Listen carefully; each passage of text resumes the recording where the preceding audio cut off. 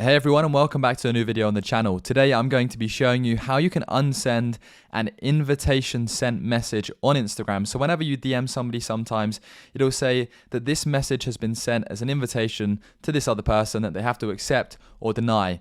And if you want to unsend that message via the app, normally you hold down on it and it says unsend. It doesn't say that here in the app for an invitational message.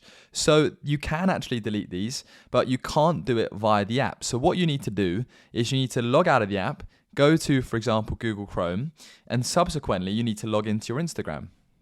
Once you're on the browser version of your Instagram, go to the same DM, and despite it being an invitational message, if we hold down on the message and tap those three dots that pop up afterwards, you'll see it right here any second now. Those three dots are going to come up. There we go. So you tap on those three dots, and then on the browser version, it gives you the ability to unsend the invitational message.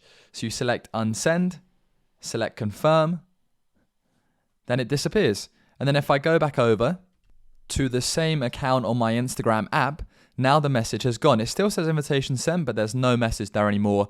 I hope this helps you out. Leave a like, take care, and subscribe.